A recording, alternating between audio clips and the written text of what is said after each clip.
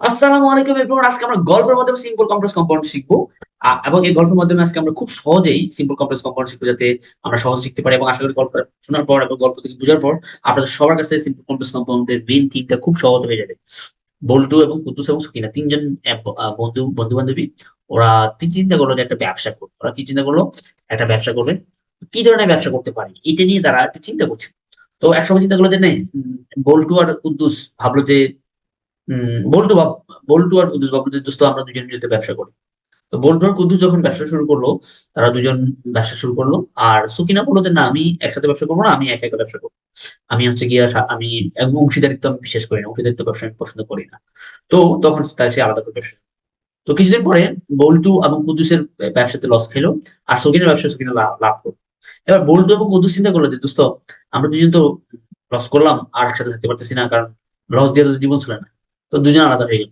দুজন আলাদা হয়ে এখন কুদ্দুস বলতেছে, দোস্ত বল্টুর লগে তো ব্যবসা করলাম, বল্টু সাথে ব্যবসা করে লস খাইলাম, বুঝলাম না, চল তোর সাথে আমি একটু অংশীদারি ব্যবসা করি।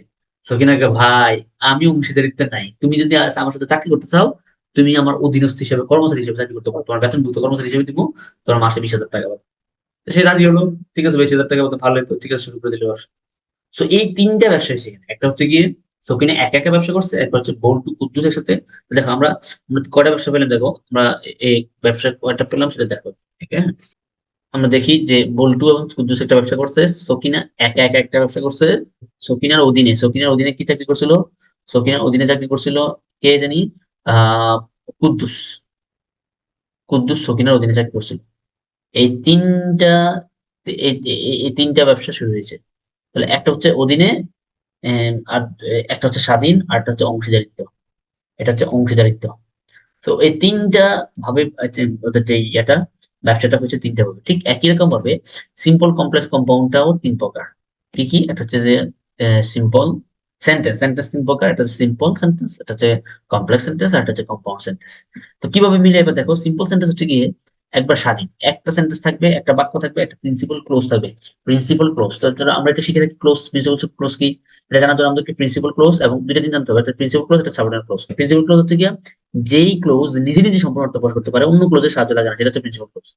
আবার বলি, যে ক্লোজ নিজে নিজে সম্পূর্ণ অর্থ প্রকাশ করে, অন্য ক্লোজের কোনো সাহায্য লাগে না, সেটা হচ্ছে প্রিন্সিপাল ক্লোজ। আর সাবঅর্ডিনেট ক্লোজ হচ্ছে গিয়ে যে ক্লোজ অন্য ক্লোজের উপর নির্ভরশীল, যে ক্লোজ অন্য ক্লোজের উপর নির্ভরশীল, সেটা হচ্ছে সাবঅর্ডিনেট। তাহলে দেখো, এই এই যে সকিনা গল্পটাতে বললাম, এখানে দেখো, এখানে হচ্ছে গিয়ে আহ সকিনা একটা প্রিন্সিপাল ক্লোজ থাকবে। কয়টা principal clause? One principal close. Principal clause. Principal clause মানে হচ্ছে কি, একটা সেন্টেন্স থাকবে যেটা নিজে নিজে সম্পূর্ণ প্রকাশ করতে পারবো, অন্য ক্লোজের উপর নির্ভরশীল না। এটা প্রিন্সিপাল ক্লোজ। এবার দেখো, সাবঅর্ডিনেট ক্লোজের ক্ষেত্রে কি আছে? দেখো, একটা principal clause, one principal clause, আবার one one subordinate clause, one subordinate clause. তাহলে দুইটা ক্লোজ শিখলাম, একটা প্রিন্সিপাল ক্লোজ, একটা সাবঅর্ডিনেট ক্লোজ।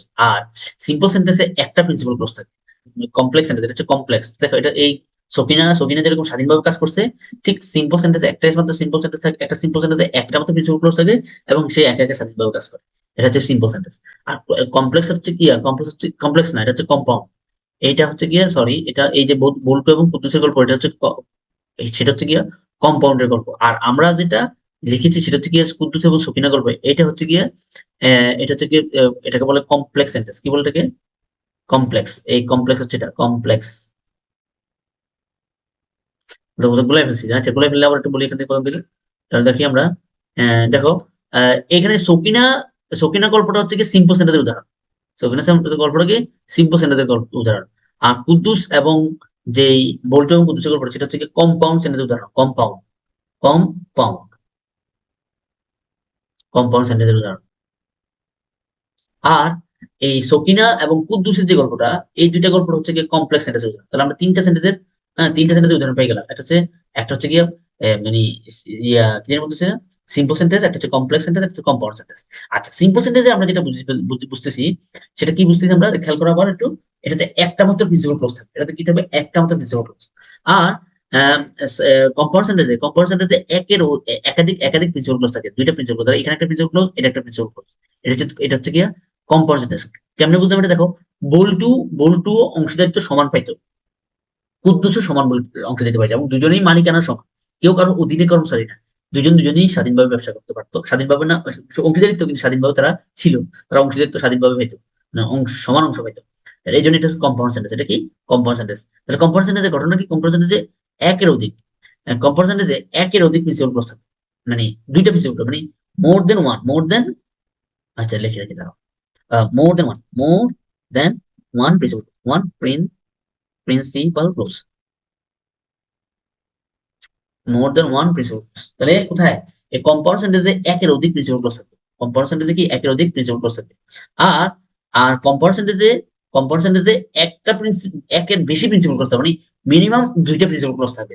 আর এখানে কোনো কমপ্লেক্স সেন্টেন্স থাকবে না, মানে সাবঅর্ডিনেট ক্লজ থাকবে না। তার মানে একের অধিক প্রিন্সিপাল ক্লজ থাকে, সেটাকে বলা হবে কম্পাউন্ড সেন্টেন্স। আর এই একের অধিক প্রিন্সিপাল ক্লজ মানে প্রিন্সিপাল ক্লজ আমরা বুঝেছি, ঠিক না? এবার আসি আমরা পরের ক্লজটা, সেটা হচ্ছে গিয়া কি close, subordinate clause. Principal clause এবং সাবঅর্ডিনেট ক্লোজ থাকে কোনটাতে, এইটাতে। এই যে সকিনার অধীনে যে কুদ্দুস কাজ করছে, সেটাও একটা ব্যবসা হয়েছে, সেটা হচ্ছে গিয়া অধীনস্থ, সকিনার অধীনস্থ কি কুদ্দুস। এই যে সকিনার অধীনস্থ কুদ্দুস, এই কারণে এই দেখো একটু ছোট করে দিই, যাতে তোমরা দেখতে পারো। ওকে, দেখো, এই সকিনার অধীনে কুদ্দুস অধীনে চাকরি করছে, অধীনস্থ মানে নির্ভরশীল। কে নির্ভরশীল? কুদ্দুস নির্ভরশীল কার উপর? সকিনের উপর নির্ভরশীল। সে কোনো নিজে সম্পর্ক করে, সে ডিসিশন নিতে পারবে না, সে সকিনার সকিনার কাছ থেকে পরামর্শ নিয়ে, সকিনারকে জিজ্ঞেস করে তারপর সে ব্যবসা।